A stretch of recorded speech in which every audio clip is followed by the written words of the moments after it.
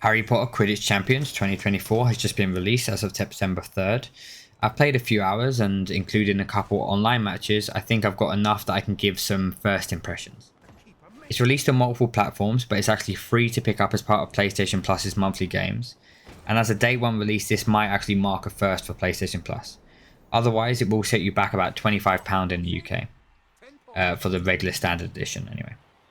From a fan of Harry Potter since the books and someone who plays a variety of games, I get the sense that there is more depth than maybe I've been able to tap into yet, but I struggle to see if it has the ability to fly as far as it seems to have planned for. So let's get into that. First off, basic movement and functions. Flying with the left stick is fairly straightforward as expected, if a bit stiff. Flying controls can be inverted as I do so myself. Acceleration and reverse is a choice between the right stick and R2/R1 as is my preference. There is a boost functionality and meter, as well as a health/stun meter. You have a evade/quick strafe on a circle by default, and a drift function with square. This seems a hope to add a bit more depth to the flying experience, and a tool to aim differently than to the direction of travel. But if I'm honest, in the couple of hours I've had, I haven't been able to get a real handle of it to the point that I find it more useful than a hindrance. Something I will try and give a bit more of a chance as I play a bit more. The varying positions will have different abilities that either add on to or augment this basic set. Camera control is mostly non-existent. If like me you're using the shoulder buttons for movement, it makes the right stick unfortunately useless. Thankfully however, there is a follow cam, on triangle by default, that will lock the camera to the quaffle or to the snitch when you're playing as the seeker. Now by default this is set to a hold function. I would suggest changing it to a toggle, which feels a lot more useful. I assume you probably know how Quidditch works, but I will summarise and go over some changes that have been made for the sake of game balance. Each team has 3 chasers, 2 beaters, a keeper and a seeker. A game is played with 3 balls. The quaffle is basically just a ball. The chasers pass, tackle and hopefully score the quaffle into one of the goals of the opposing team, a goal earning 10 points, after which the quaffle will respawn into play after a short delay. The 2 bludgers, an angry ball that is used by the beaters to hurt people, stunning them and lowering their health bar. Enough hits can knock a player off their broom. Beaters can also use their body for this, and the snitch, which does its best to not be caught by the seeker. This is where you find the most major deviation from the in-law rules. Instead of the snitch being worth 150 points, and the game only ending upon the catching of the snitch, here it is worth 30 points, and play will reset and resume once it is caught, with each match going to a time limit. A change clearly made to address game balance, as the law accurate rules would somewhat be game breaking, allowing for match length to vary extremely wildly and having the game center too much around the seeker. Law heads may not like it, but I understand why this change was necessary to even make this game viable. You are brought through the mechanics and the roles gradually, adding each role into the process through practice matches. Chaser being amongst the most straightforward. You can pass, tackle and shoot with X, or call a pass from a teammate with L1. You can change between your chasers with AI controlling the rest. It will automatically change when you make a successful pass by default. Beaters can summon a bludger by looking at it and holding L1, and with a bludger in possession, they can aim and direct it towards an opponent to cause stun damage. They can also ram and kick their body to cause damage when they are close enough. Keepers fly differently, hovering more like a hummingbird, moving forward and back, strafing, with an ability to dive towards the targeted goal.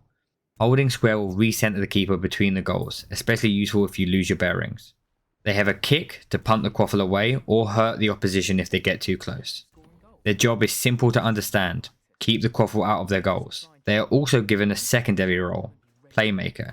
With L1 they can place rings that will charge the boost of teammates who fly through them, adding a chance to support outfield play and an interesting concept to keep players involved during attacking play.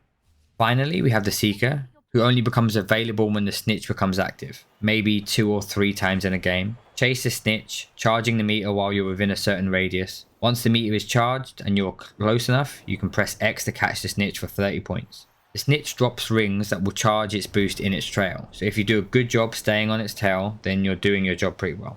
Seekers also have the ability to barge the opposing Seeker. When successful, this will slow them down and harm their catch progress meter. Players are vulnerable to the bludger at all times, including the Seeker, so prepare to use Circle to dodge at the right time when the warning shows up. So how does this all come together? Which is where we really get into my own opinions and impressions.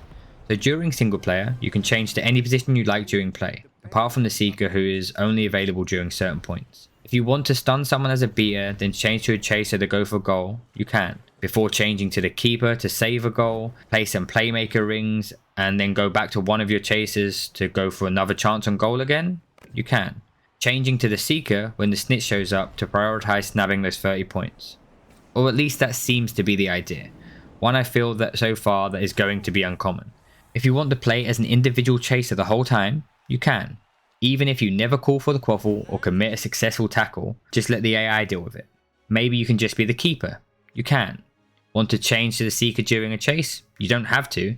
Just leave it to the AI to duke it out and just have your fingers crossed. So while it may seem possible to master all these roles, my intuition is that I don't want to.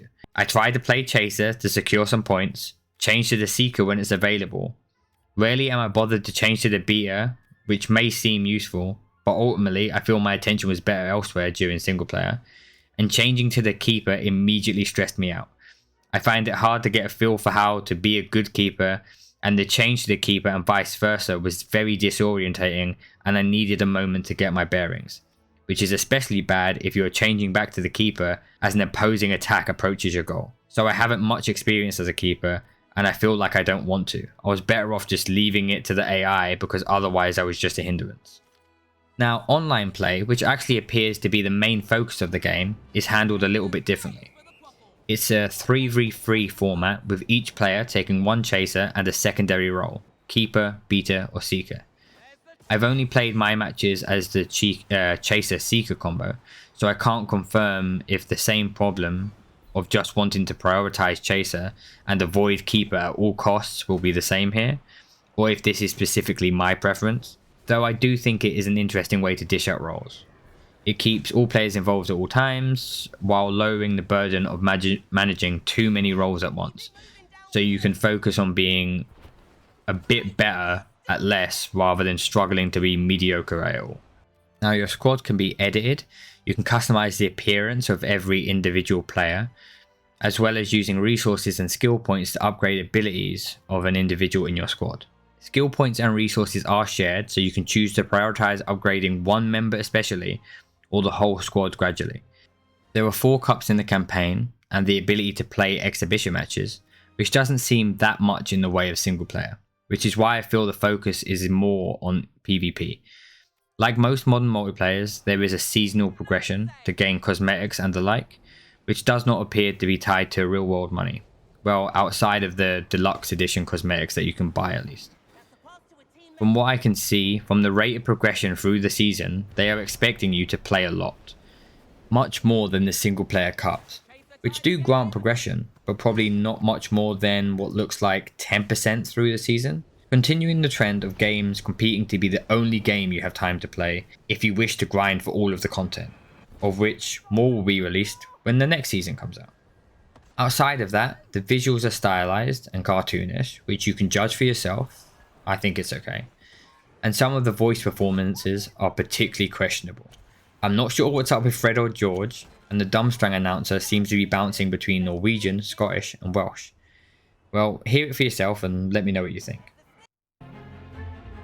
Ah, beaters. You either love them or hate them, depending on which side of the bludger you're on. What are bludgers? They're iron balls that are fast, aggressive, and enchanted to knock players off their brooms. A beater's job is to use a bat to drive those nasty buggers away from your team or theirs. What could be better than seeing your opponent set up a perfect play and totally ruining their plans? At Durmstrang today, even those of you who rooted for the bludgers. I know the players appreciate your support. Greetings from Durmstrang. You are here to watch Quidditch, not listen to me blather on, so I will keep this short. So to summarise my impression, I feel like there is an attempt here to make a Quidditch game with a bit of complexity and a goal of sustaining hours upon hours of competitive online play. And I can't outright deny that it's there. I am just not sure if I feel it or if it's easy to uncover. If I think back to the only Quidditch game I've ever played, Quidditch World Cup, I do remember enjoying it, but I was also a lot younger than I am now. It was 2003, and it was a purely single player experience, and it wasn't something I played for months or put hours upon hours into. I enjoyed the look into the world. I enjoyed when the Seeker Chase expanded a bit wider from the bounds of the stadium, something that doesn't happen here. And ultimately, I scored 200 plus points as a chaser to make the Seeker Chase ultimately unnecessary. It was fun, but it seems this game has grander ambitions. The gold standard to compete with here is something like Rocket League. Very quick to understand and enjoy the basics, with a gradual skill curve and an enormously high skill ceiling that has produced entire techniques and strategies organically. This, combined with how easy it is to follow and watch, means it has remained highly popular for a decade while also hosting a successful esports community. Now, I don't think anyone was expecting Quidditch Champions to be the next Rocket League, but I think it's an apt comparison. At first glance, it seems like it may have a bunch of deeper mechanics that could increase the skill ceiling, but the curve is more of a big step and I'm not sure if I'm motivated to get past it. I can have a bit of fun on this side of the step for a short time, or take the risk of investing time and effort to get up there to see if there's some fluid gameplay that satisfies me on the other end. But I'm not sure if I trust it enough to go through that frustrating in between. It's something that I can see some enjoying for some time and finding their favourite roles, sure. Do I see it garnering the kind of attention and time investment that gives it staying power of a cult franchise? The kind its season progression seems to hope for? I'm not so sure. Ultimately, the IP which bolsters its popularity also acts as its ballast. I feel like the magical sport we all love to imagine playing is notoriously difficult to adapt into a game of this type. But I will give it some more time and have some more fun with it. I'll try to get a bit better at each of the roles. I think there may be some fun to be had, especially since it's free for PlayStation Plus. And who knows, maybe it's more complex and will have more staying power than I think. We'll see.